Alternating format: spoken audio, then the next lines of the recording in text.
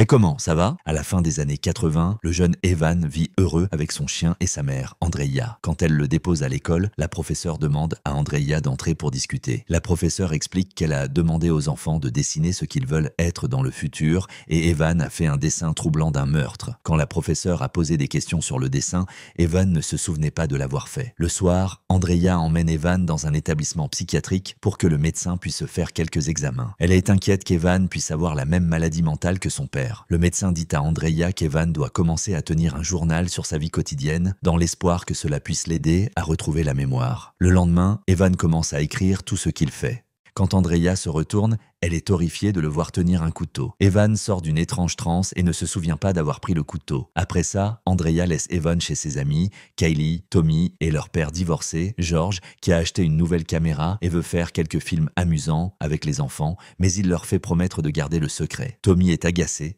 parce qu'Evan prend sa place. Quelques instants plus tard, Evan sort d'une autre transe et se retrouve au sous-sol avec Kylie. Aucun des deux n'est habillé et George est en train de filmer tout en buvant. Evan panique parce qu'il ne se souvient pas comment il est arrivé là et George cesse d'être amical, l'insultant et menaçant d'appeler Andreia pour lui dire qu'il se comporte mal. Kelly ne réagit pas quand Evan lui parle et Tommy les observe, furieux, tout en cassant une poupée. Quand Andreia retourne à l'établissement psychiatrique, le médecin dit que les examens ne montrent rien d'anormal chez Evan et que ses problèmes de mémoire pourraient être liés au stress. Il émet l'hypothèse qu'Evan pourrait avoir des problèmes avec son père, puisqu'il ne l'a jamais connu car il est un patient permanent dans l'établissement. Dans l'espoir que cela puisse aider le garçon, Andreia accepte d'organiser une rencontre. Jason, le père d'Evan, est amené après que les médecins l'aient sédaté et menotté. Après quelques mots gentils, Evan a un autre trou de mémoire et soudain, il est par terre pendant que son père essaie de l'étrangler. Il dit qu'Evan doit mourir parce que c'est la seule solution.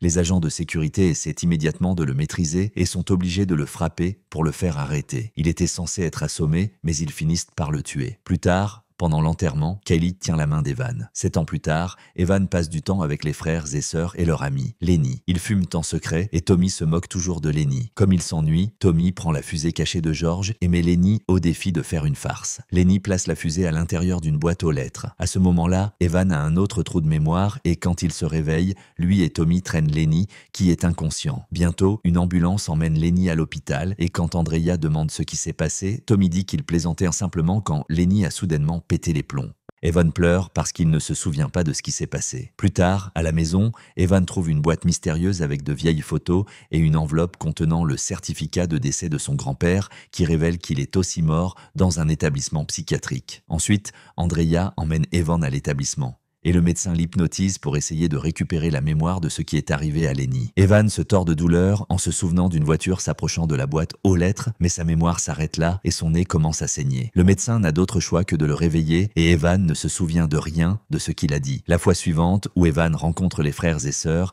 il demande ce qui s'est réellement passé. Mais Tommy le pousse contre le mur et lui dit de ne plus jamais parler de ça. Ils regardent un film ensemble et Tommy n'arrête pas de parler pendant le film. Soudain, Kylie sort en courant du cinéma et Evan la suit. Elle n'est plus la même depuis l'incident et a des cicatrices sur le bras. Parce que George l'a battue, blâmant les enfants pour ce qui est arrivé à Lenny. Evan la réconforte et ils partagent un baiser qui est vu par Tommy. Il devient furieux et essaie de les arrêter, mais un type au hasard le fait trébucher. Furieux, Tommy commence à frapper le gars et la sécurité doit le traîner dehors. Quelque temps plus tard, Evan et Kylie rendent visite à Lenny sans que leurs parents le sachent. Lenny n'accepte de venir avec eux que lorsqu'il voit que Tommy n'est pas là. Cependant, quand ils vont dans la forêt, ils trouvent Tommy en train de mettre le chien d'Evan dans un sac. Il couvre le sac d'essence. Evan essaie de l'arrêter et Tommy l'attaque avec un morceau de bois, mais il manque Evan et frappe Kylie. Ensuite, il frappe Evan et se prépare à mettre le feu au chien. Evan essaie de l'arrêter à nouveau, mais il a un autre blackout. Quand il se réveille, son visage est gravement blessé et le chien est mort. Après ça, Andreia décide qu'ils vont déménager. Le jour où Evan s'en va, il voit Kylie courir derrière le camion. Alors il écrit dans son journal « Je reviendrai pour toi ». 7 ans plus tard, Evan étudie la psychologie à l'université et partage sa chambre avec un gars nommé Thumper. Une nuit, il remarque qu'il n'a plus eu de blackout depuis qu'il a quitté sa ville d'enfance. Alors, lui et Thumper vont dans un bar pour célébrer. Des gars d'une fraternité se moquent de Thumper à cause de son apparence et Thumper casse leur pichet de bière avec une boule de billard. Quand le groupe s'énerve, Thumper casse la queue de billard pour paraître menaçant et les gars reculent. Après, Evan ramène une fille au dortoir et elle trouve ses vieux journaux, alors elle lui demande de lire quelque chose. Pendant qu'Evan lit sur l'incident avec le chien, sa vision devient floue et soudain, il apparaît dans son corps d'adolescent. Exactement à ce moment-là. Tommy le frappe une fois de plus pendant que Lenny essaie de sauver le chien, mais il n'arrive pas à ouvrir le sac. Tommy menace de faire du mal à la mère de Lenny pour le faire reculer et se prépare à brûler le chien. À ce moment-là, Evan adulte se réveille de retour dans le dortoir. La fille dit qu'il s'est évanoui. Le lendemain, Evan retourne dans son quartier d'enfance pour rendre visite à Lenny, qui n'a plus jamais quitté sa chambre. Il passe toute la journée à faire des maquettes et ne parle presque jamais. Evan essaie de le faire parler de l'incident du chien. Et Lenny répète ce que Tommy a dit, confirmant que ce qu'Evan a vu était réel. Ensuite, Lenny pousse Evan contre les meubles et répète les mots de Tommy, lui disant de garder le secret. Quand il retourne au dortoir, Evan commence à feuilleter ses journaux et trouve la section sur la boîte aux lettres. Lire cette partie le transporte à ce moment-là et le choc lui fait tomber sa cigarette, qui laisse une cicatrice sur son ventre. Une femme et son bébé arrivent dans une voiture et vérifient la boîte aux lettres au moment où elle explose, ce qui traumatise Lenny. Plein de culpabilité, Evan se réveille dans le dortoir et vomit avant de remarquer la cicatrice sur son ventre. Ensuite, il essaie d'appeler Lenny, mais la mère de celui-ci lui demande de ne plus jamais appeler, car sa visite l'a vraiment secoué. Ce soir-là, Evan dîne avec sa mère et lui demande si son père a un jour réussi à retrouver ses souvenirs. Andrea dit que Jason a découvert quelque chose quand il avait l'âge d'Evan,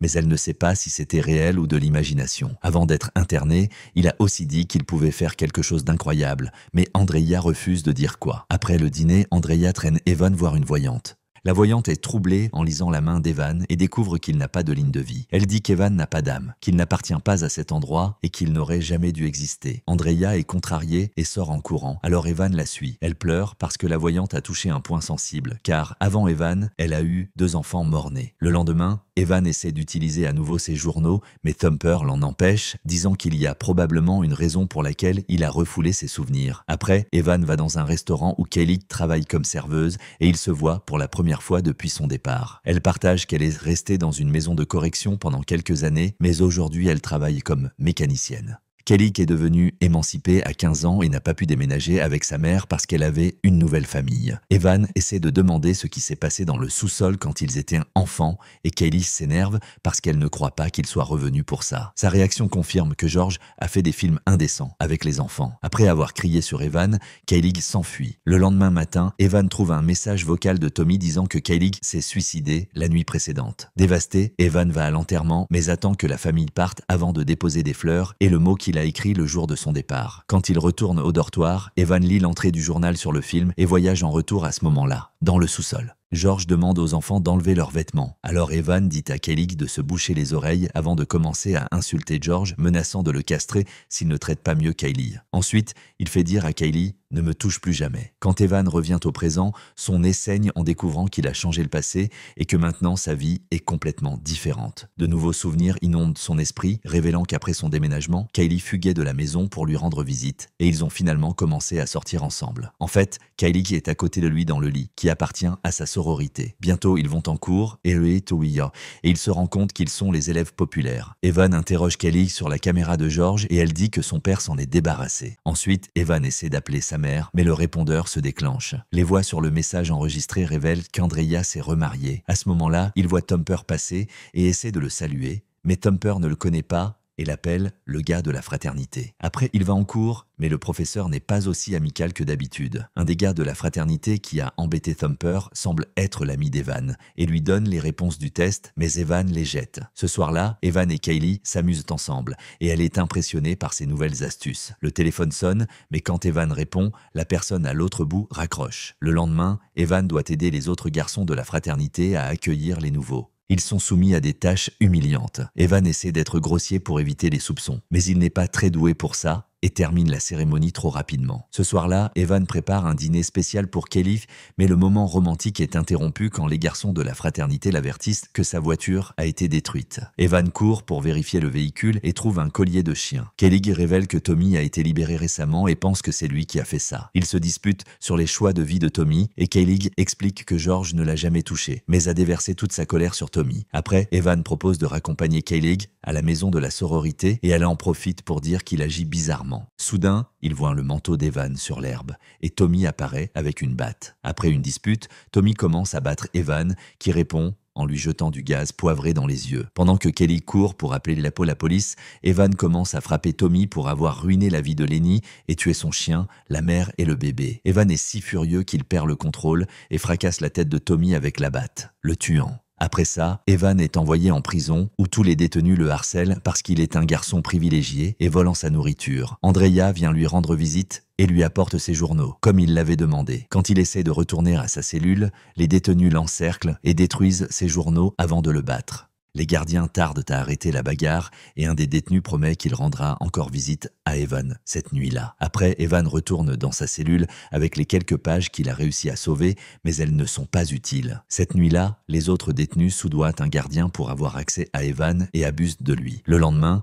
Evan entend un homme lire son journal à voix haute pour que tout le monde se moque de lui. Désespéré de changer les choses, il utilise les pages qu'il a et demande à son compagnon de cellule très religieux, Carlos, de veiller sur lui. Evan retourne au jour où il a fait le dessin étrange à l'école et se blesse rapidement les mains. Quand il se réveille, il a de nouvelles cicatrices et Carlos pense que ce sont des marques de Jésus. Alors il promet de faire n'importe quoi pour Evan. Quelques instants plus tard, Evan voit ses agresseurs et fait semblant d'être disposé à faire ce qu'ils disent pour récupérer ses journaux. Les hommes lui demandent de s'agenouiller et de se préparer à quelque chose d'embarrassant. Quand il est assez proche, Evan poignarde l'un des détenus à plusieurs reprises et Carlos se précipite pour faire tomber l'autre. Ensuite, Carlos verrouille la cellule pendant qu'Evan récupère ses journaux et commence à lire. Cette fois, il retourne au moment avant qu'il ne trouve Tommy avec le chien. Il prend un morceau de métal pour couper le sac et le donne à Lenny, disant que c'est sa chance de se racheter. Après, le groupe trouve Tommy et Evan sait exactement quoi dire pour le calmer. Tommy lâche le chien, mais Lenny,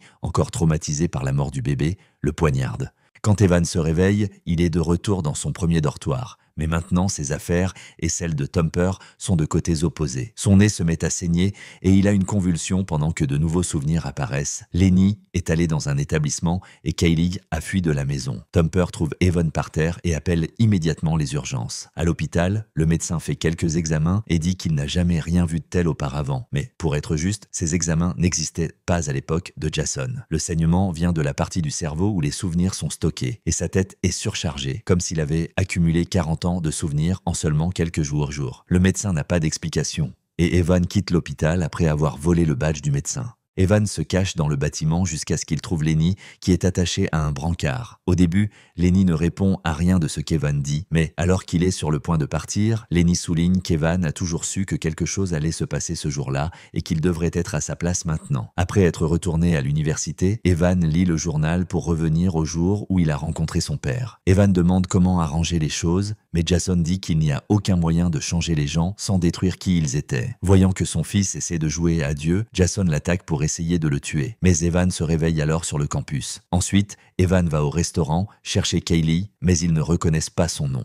Il retourne en voiture dans sa ville natale et menace George jusqu'à ce qu'il lui dise où la trouver. Quelques heures plus tard, Evan arrive dans un quartier délabré et trouve Kelly vivant dans un immeuble horrible. Elle ne semble pas bien non plus, car elle travaille comme prostituée et toxicomane. Evan doit payer pour passer du temps avec elle et l'emmène dans un café où il lui raconte tout, mais elle ne croit pas à son histoire de voyage dans le temps. Kaylee dit que s'il veut vraiment aider les gens, il devrait sauver la mère et le bébé, puis elle s'en va. Evan retourne en courant à son dortoir et trouve Thumper avec une femme dans son lit. Il les met dehors et commence à lire son journal pour retourner au moment du feu d'artifice. Il court pour avertir la mère et Tommy le suit, faisant tomber la femme par terre juste à temps. Cependant, Evan est touché directement par l'explosion et quand il se réveille, il est sans ses deux bras. Les souvenirs commencent bientôt à changer et il voit que les quatre ont grandi ensemble, très heureux, mais Evan était dans un fauteuil roulant et avait besoin d'aide. Maintenant, à l'université, Lenny est son colocataire et il sort avec Kaylee. Le couple remarque qu'il saigne et essaie de l'emmener à l'hôpital. Mais Evan se jette de sa chaise et leur demande de le laisser là. Les gens dans le couloir se moquent de lui et Kaylee les réprimande pour leurs préjugés. Quelques instants plus tard, il rencontre Tommy, qui est maintenant un homme religieux. Evan est de mauvaise humeur et continue d'être grossier, alors Kaylee l'emmène faire une promenade. Quand Evan lui demande si elle a déjà pensé à eux en tant que couple, Kaylee admet qu'il lui plaisait quand ils étaient enfants. En fait, quand ses parents ont divorcé, elle a choisi de rester avec son père pour pouvoir continuer à voir Evan. Voir Lenny et Kaylee heureux ensemble contrarie beaucoup Evan. Alors, il remplit la baignoire et tente de se suicider. Tommy arrive et le sauve à la dernière seconde. Après, il rend visite à Andreïa, qui est à l'hôpital. Il s'avère qu'elle a développé un cancer du poumon à force de trop fumer après qu'Evan soit devenu handicapé. Il dit qu'il va arranger ça et Andreïa commente qu'il parle comme son père. Evan retourne à son dortoir et, avec l'aide de Lenny, trouve le bon journal. Il retourne au jour où il a commencé à écrire ses souvenirs et cherche quelque chose pour détruire la fusée. Quand Andreïa le trouve avec le couteau, Evan se réveille dans le présent sans aucun changement. Alors, il demande à Lenny de tourner à une autre page. Cette fois,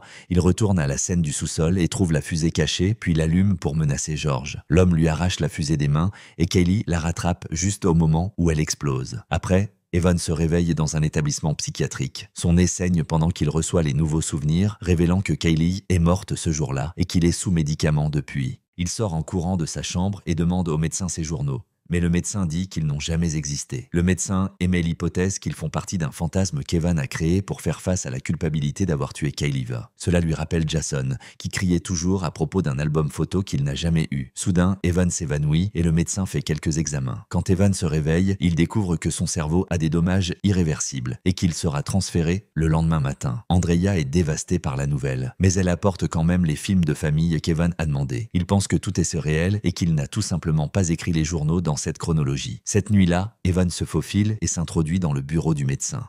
Il bloque la porte avec un canapé en entendant l'alarme. Pendant que les gardes le cherchent, Evan écrit une lettre d'adieu avant de mettre un film de famille qui montre une Andreïa enceinte. Evan voyage vers son moi bébé à l'intérieur de l'utérus. Se souvenant des paroles de la voyante, il n'aurait jamais dû naître. Tant qu'il sera là, ses amis ne seront jamais heureux. Andreïa commence à crier de douleur pendant qu'Evan utilise le cordon ombilical pour se suicider. De cette façon, il empêche la malédiction des générations de se reproduire. Sa mère a une autre naissance infructueuse. Et comme elle a mentionné que ses 2 grossesses précédentes s'étaient terminées de la même manière, il semble que les frères et sœurs d'Evan soient arrivés à la même conclusion sur leurs propres existences. Quand le bébé Evan meurt par strangulation, la chronologie est reconstruite sans lui. Tommy et Kaylee ont choisi de vivre avec leur mère. Alors ils grandissent heureux et réussissent, fondant finalement leur propre famille. Sans Tommy pour le tourmenter, Lenny grandit aussi heureux. C'est ainsi que se termine L'Effet Papillon, film de drame et de science-fiction de 2004. Et je vous attends dans la prochaine vidéo.